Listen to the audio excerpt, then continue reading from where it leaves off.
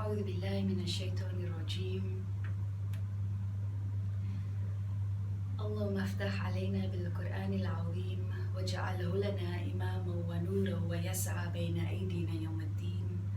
اللهم زدنا علما وارزقنا فهما فاغفر لنا ذنوبنا وذنوب والدينا ومشايخنا مؤمنين أجمعين. السلام عليكم. Molweni, Sabona, Tumilang, Nda, Nihao, Goeiedag, and hello. My name is Insaaf Ayana. Currently, I am an international higher education practitioner based at the University of Cape Town here in South Africa, and proud alumna of the Muslim Students Association Union of South Africa. Alhamdulillah, it's been a very interesting time here in South Africa, and very grateful to the organizing team for creating an opportunity for youth to be able to contribute to a narrative that is becoming increasingly clear about the future of the country, about the present of the country, and ways in which the priorities are being decided upon right before our eyes.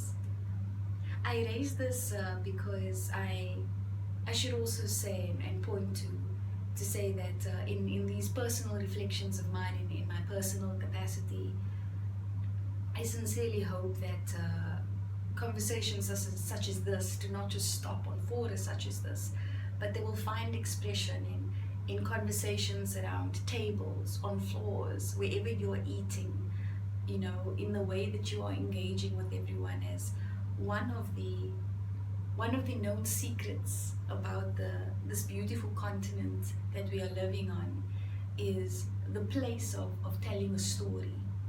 And I think the value of storytelling is being tested by the African community, and with full appreciation about the nature of people and how bad information has its way of spoiling a good thing, generally. Which is, I think, not necessarily the first point to be made, but a point to be made. That for those of us who are literate, for those of us who are able to internalize information and relay that responsibly, it's a request to exercise that agency. It's a request to say, try and approach this national lockdown in your personal capacity in a pragmatic way. If ever there were to have been a time when you could recreate yourself, redefine the relationships that you have with people, this sort of seems like it is it. I say this because oftentimes youth spend hours and hours and hours fraternizing about things on the internet. And how often is the thing that's being discussed constructive and value-adding in terms of your personal development? Because we are seeing at this present time subject matter experts grappling with present time. We are seeing how digital dividends matter, oftentimes overlooked, and the nuances overlooked. Surely if you can update your Facebook status, you should be able to do the other stuff. Meanwhile, that's not a reasonable assumption that could be made. Debatable, I know, one of the benefits of being, the presenter of a video lecture, but something to engage.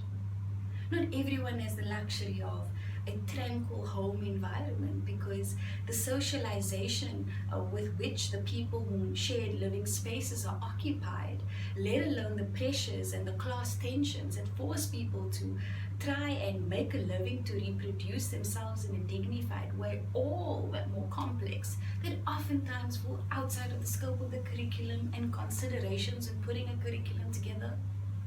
But at a time when everyone's on lockdown, and at least in South Africa is meant to be on lockdown, please be responsible. That being said, as institutional leaders in the private and public sector try and figure out where to from here, my question is, where is the agency of the Muslim youth community, who have for the longest time been able to contribute valuably, constructively, and pragmatically? I won't be spending any time reflecting upon the Islamic history and citing examples of ways in which youth have contributed, because my question is now, What are you doing now? For the sake of yourself, for the sake of the people who you live with, for the sake of your neighbors, which is defined in the Quran and in the Sharia, for the sake of your community, what are you doing now? We have seen examples where decisions that have been recently made in South Africa were not taking full cognizance of the two-thirds economic divide in the country. And by this, I'm talking about those with employment and those without. A significant proportion of the people living in this country depend on government grants to survive. And Karl Marx explains in Wage, Labor and Capital how, more or less in present time, how reproduction works. Essentially, you leave the house, you go and find work, you find money, you buy supplies, you return, you reproduce yourself, you sleep. If you're able to bathe, you do that. If you're able to eat, you do that. And then the next day, the cycle continues. And the question for me really is, as marginalized groups during present time become increasingly exposed to the risks such as COVID-19, among other things, in terms of leaving their homes to find their sustenance so that they can reproduce themselves, even if it's just to survive. Where's the focus of the Muslim youth at this moment? As currently rules are being redefined, and rules that are defined or redefined, whether it's at the provincial legislature or at the national legislature, are redefined based on need. And that need needs to be explained at a fora to people with decision-making power to be able to make decisions that make sense for their people. If that's not going to happen, bear in mind that every decision being made is not just exposing marginalized groups, vulnerable groups, to health equity risks, but these decisions cost money that could go to historical debts. At a time or in the face of a situation where a country debatably had been criminalizing the burning desire to learn, can you just take a minute and think about that? Young people requesting access to education, not because they are bored, but because they have a sense of purpose. And now, when a country's leadership across the board is grappling with COVID-19, my question is, where is the pragmatism in what is meant to be seen from persons in power because they've been elected to be there? These are important questions to be asked, not because anyone wants to be famous, but because all hands are needed on deck. Never lose sight of the fact that the persons that we are seeing on the television, it's someone's dad, it's someone's mom, it's someone's sister, it's someone's aunt, it's someone's cousin. These are people, and people need people. So while we sit and make a decision between clarifying neighbors about what is actually meant to be the case, stay put, relax, it's not a street party, save the shisha nyama for after the lockdown. Please guys, let's survive and thrive this 2020 because we are all being tested. My heart goes out to the marginalized groups who do not have the literacy, let alone the other aspects required to make a successful lobby. And when did Islam make it okay for classism to be acceptable? When? It's something that I've been trying to figure out for myself. Yes, Islam acknowledged that they were rich, there were those who have, and there are those who don't have, and there were those who had, and there were those who didn't have. We don't need to think too far about or too deeply about examples, because our very role model themselves didn't shy away from poverty, which takes me to my next contribution, and that's to say, ultimately when this lockdown lifts, or when this lockdown is lifted, Let us be among those who look back with full appreciation of what we actually did. And at times it may be unpopular. At times it may seem a little awkward to be asking the obvious question that no one else in the room wants to ask. But bear in mind this. The only way that we are going to succeed this is with unity, is with open engagement.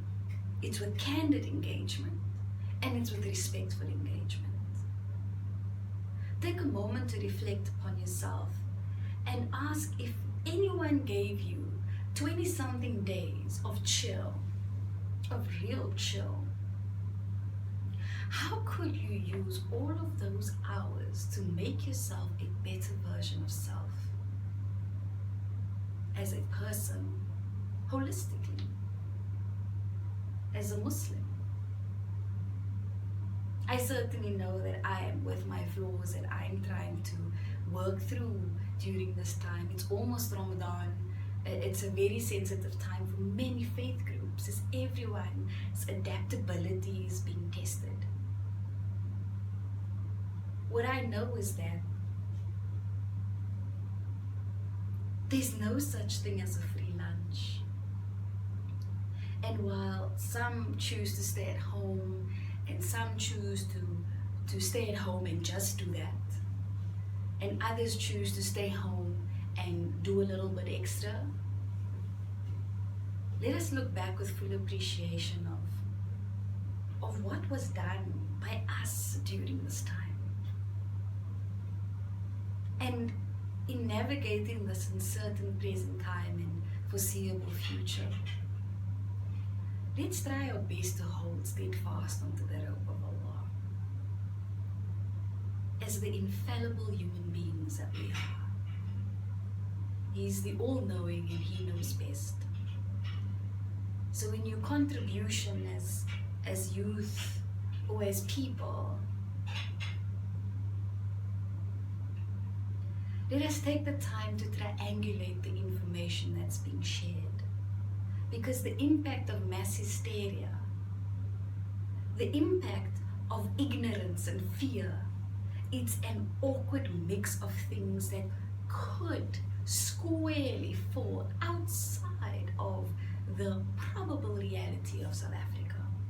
But this is something that will happen, or this is something that could happen if everyone takes responsibility of COVID-19 in the country and anywhere else in the world. Some of the challenges that we have here is misinformation and the mass hysteria that misinformation can cause, oftentimes resulting in violent outbursts among people of whom women and children are mostly the victims. Not exclusively, but mostly. The statistics are there. It's despicable. Absolutely despicable. The power of misinformation and fear, the toxic combination of fear and ignorance, added, sprinkled with misinformation, is atrocious. And I'm grateful for the fact that there are sisters who will be speaking to gender-based violence as part of the lockdown lecture series, because it needs to be spoken about. And being able to find your voice and your agency from within your home is not something that is un-Islamic, by the way. It certainly isn't, because Islam has made it clear that the mother is the madrasa of the home. And perhaps in finding our sense of pragmatism, which is, in my view, what has defined the Muslim youth movement in every space that they have been. It's a pragmatic community. Think about it. You chill 5 times a day, you make your salah, you focus nicely. If you're not making it 5 times a day, you know you're going to try. Don't worry, it's a journey. Or actually worry, but it's journey nevertheless. We fast, we give charity, we try not to be too attached to things. We do like nice things, and it's okay to have nice things once in a while. But beyond all of that, the Muslim community has been known to thrive through poverty and other forms of adversity because of a keen appreciation of Ubuntu. that I am me through you. If there's a leader of a community, of a constituency, and someone is starving and that person is driven to creative methods to survive, it is the leader of the constituency that is going to be approached and asked, Chief, what kind, what is, what? How is it that someone that you are responsible for being left to just destroy themselves in the way that they are? Where are you in all of this? So my question to you is, where are you in all of this? How can you pragmatically and sustainably contribute to this uncertain present and foreseeable future of this country? One way that I can point out to you is by triangulating the information that is shared. Please do not discount the impact of the spreading of bad information, or as we call it, fitna, during this time. It's enough to trigger individuals who have been socialized in a particular way to lash out more often than not on women and children, and it is unfair in every sense of the word. Yesterday, just the other day, some people could have escaped that abuse by literally running to a neighbor's house to cope. That luxury is not there anymore. You either get charged indoors or you get charged by the army for disobeying the law. It's tricky. No, it doesn't have to be that unfair. Come on. There's one thing that the world has been able to marvel and revel at the South African community for.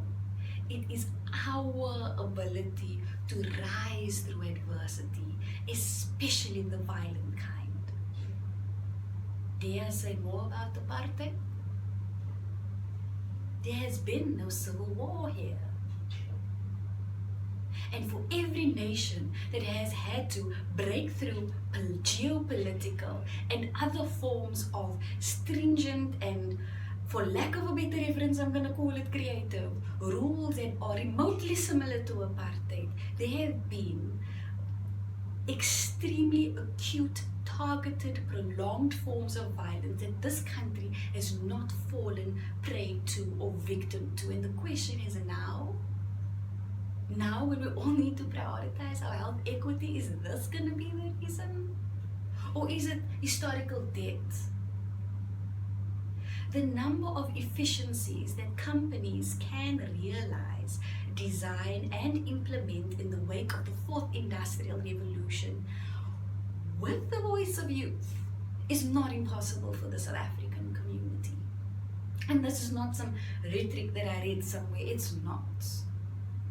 It certainly isn't. In each household, there's someone, not every, but most, there's someone who would be able to navigate the Internet of Things in some way or another. Let that not be a missed opportunity to recreate the sanctity, the sacredcy of a home in the way we understand it as Muslims. Because as I say, my understanding is that my mother is the madrasa of the home. It's not to say that the mother will always have the answer to the questions or the right answer to the question of the time. But it's to say that this, in no uncertain terms, in my view, is an opportunity to revisit the basics and refine it. And let us try and celebrate victories that were not just for Muslims during this time. Let us try and appreciate that a victory led by Muslims, could actually be a victory for everyone. It could. It certainly could. So insofar as your own engagement, at the very least, try and triangulate. Try and triangulate the information that is being shared, because please do not discount the impact of that. To those who are able to check up on people and have a quality conversation, do it if you can afford it, do it. Check up. Check up and mean it. Don't check up as a routine. Please check up and mean it. People are redefining or reinventing and rediscovering themselves at this time, and you can be a constructive part of it. And sometimes, who knows, difficult conversations will be had during this time. I know I've had my fair share of them just a few days into this national lockdown. I ain't complaining. As we say here in the Cape, maak sulh, make peace. Make peace if you can help it. Be lekker if you can help it. Lekker halal, please, But be lekker if you can help it. Try, just actually try. And think about, for those who are registered, think about your research pragmatically, practically. So if I need to do a certain thing in 3 months' time and I'm unable to access what I need to get there now, begin the conversation with the relevant parties that you are in contact with. Let them know what's up, even if it comes out a little hazy, even if there's a typographical error in that email that you send. Reach out. Do not sit and fester or let issues fester during this time. It's one of the greatest disservices you can do to yourself, because we do not know who COVID-19 will be taking away from us, but we know that COVID-19 will be, in no uncertain terms. So for those who are around, try, please try, and think pragmatically about yourself, about your lifestyle, about the things, the impact of the lockdown on your foreseeable future, which would, I would think reasonably so, would include the rest of 2020, maybe a bit of 2021. Plan, if you can help it, with wisdom. Reach out to people around you and mean it, even if it's out of the ordinary or it feels awkward. Do it. Call your grandmother if she's still around. Call your grandfather if they're still around. And learn to redefine for yourself active listening. And I say this because as you turn on the telly, as you log in and you engage with online news, you are able to hear the difficulty in the decisions that need to be made, because it's as if you cannot please all the people all of the time. So who then gets excluded, and who makes it okay that the poor must suffer meanwhile? So I say to you, try and find what pragmatism means for you. And this is not some kind of a song. It's not.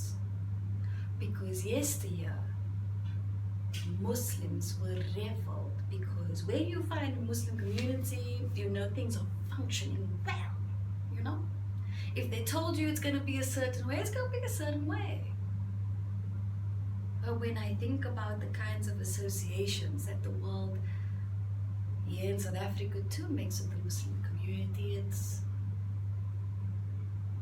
it certainly could be improved upon. And not just the stuff that is just pure fitna,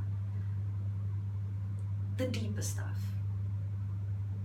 I'll point to one specific example, and that's the absence of Muslims in decision-making structures. Able to guide with wisdom, with the etiquette of disagreement that Islam explains so beautifully for us in these structures, so that decisions can be made that do not have a consequential impact that will drain at a macro or at a microeconomic level. Because the coffers of government must be there, the reserves must be there, so that social grants at the very least can be made available. But if unwise decisions are being made now, and literate people choose to opt out and only be selfish during such an uncertain time, in no uncertain terms will someone's gogo suffer. And I have a problem with that, a huge problem with that, because that same gogo wasn't selfish when you were being raised.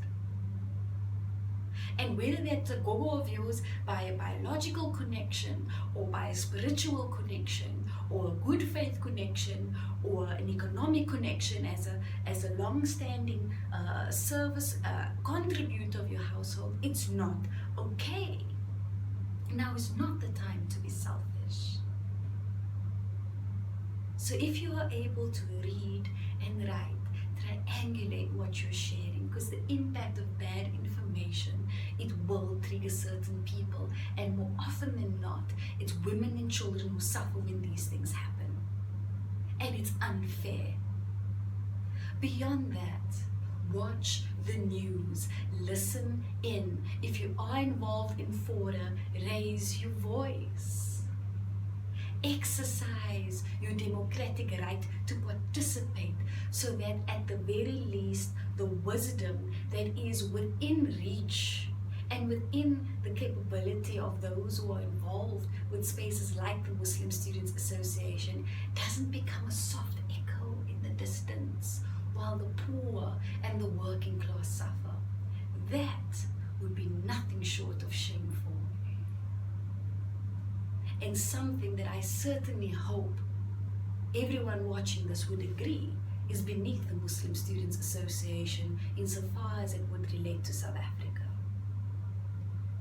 And as we try and forge forward and make sense of all of the uncertainty that we are confronted with, may this be a time that you see as an opportunity and not retrospectively an opportunity cost to you.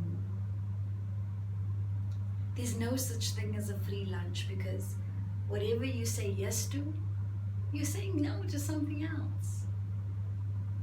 And in finding or discovering your sense of pragmatism, my closing question to you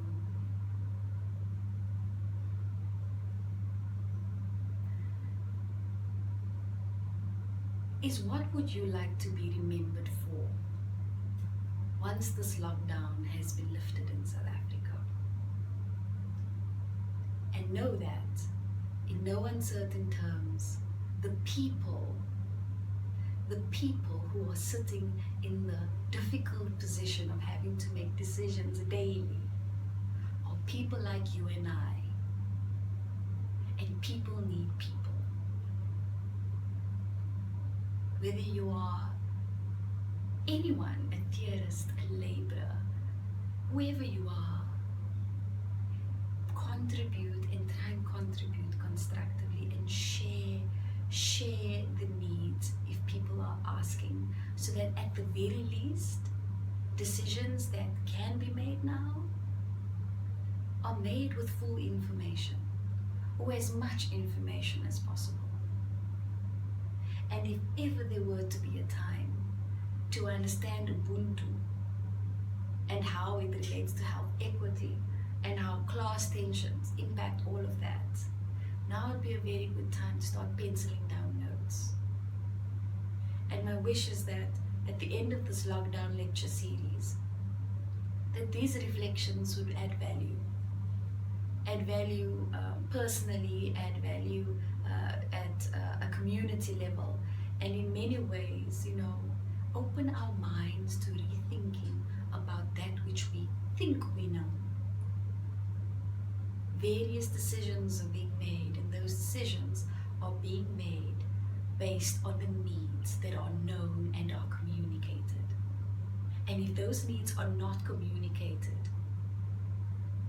then decisions that are irrelevant to the present time and foreseeable future of this country will be made, and lock out individuals and communities, vulnerable communities, who may not have the ability to articulate those needs for themselves. Which begs the question, how will those who are literate during this time exercise theirs? Not just for oneself, but for those around you. Not for brownie points, but because you care. And so thank you again to the team for organizing this space. And I look forward to engaging with the comments and the questions, and look forward to keeping in touch. Assalamu alaikum wa rahmatullahi wa barakatuh.